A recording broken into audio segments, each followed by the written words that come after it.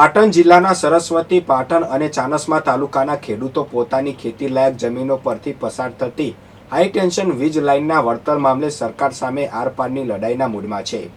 રાજ્ય સરકાર દ્વારા તારીખ 4 જુલાઈ 2026ના રોજ જાહેર કરાયેલા નવા પરિપત્રમાં વર્ષ 2022થી સંઘર્ષ કરી રહેલા અસરગ્રસ્ત ખેડૂતોની અવગણના થતાં ખેડૂત આલમમાં ભારે રોષની લાગણી ફેલાઈ છે.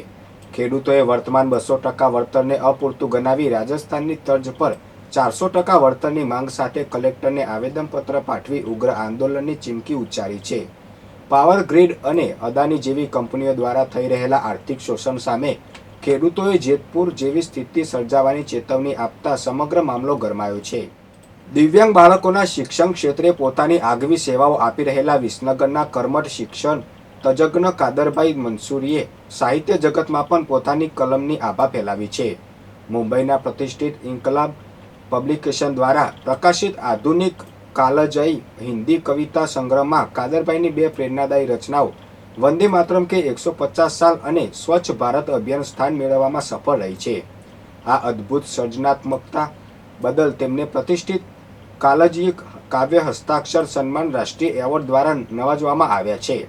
તારીખ 6 જુલાઈ 2026ના રોજ મહેસાણા ખાતે યોજાયેલા એક વિશેષ કાર્યક્રમમાં મહેસાણા જિલ્લાના સાંસદ હરિભાઈ પટેલના વરદ હસ્તે કાદરભાઈને મેડલ, પ્રમાણપત્ર અને સ્મૃતિચિહ્ન અર્પણ કરી સન્માનિત કરવામાં આવ્યા હતા.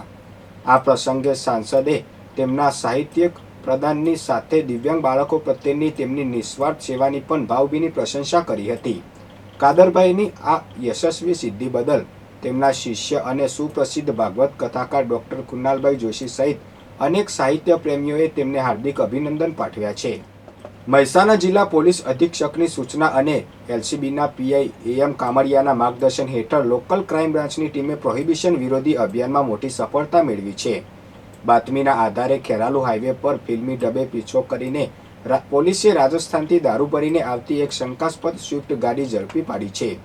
પોલીસને જોઈને નાસી છૂટેલા બુટલેગરની ગાડીમાં પોલીસે 4 લાખથી વધુ કિંમતનો વિદેશી દારૂ અને નકલી નંબર પ્લેટો સહિત કુલ રૂપિયા 6 લાખથી વધુનો મુદ્દામાલ કબજે કરી કાયદેસરની કાર્યવાહી હાથ ધરી છે. કડી તાલુકાના ઘર વિહોણા અને આર્થિક રીતે નબળા પરિવારો માટે ગુજરાત સરકારની મફત પ્લોટ અને આવાસ યોજના અંતર્ગત એક વિશેષ કાર્યક્રમનું આયોજન કરવામાં આવ્યું હતું.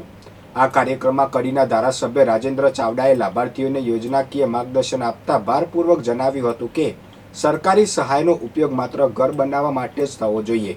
તેમને ચેતવણી આપી હતી કે જો પ્રથમ હપ્તાની રકમ અન્ય કામોમાં વાપરવામાં આવશે તો નિયમ મુજબ પ્લોટ અને સહાય પરત લેવા સુધીની કાર્યવાહી થઈ શકે છે. આ યોજના હેઠળ પાત્ર પરિવારોને પ્લોટની સાથે કુલ રૂપિયા 1.9 લાખ સુધીની સહાય મેળવવાની તક મળી રહી છે.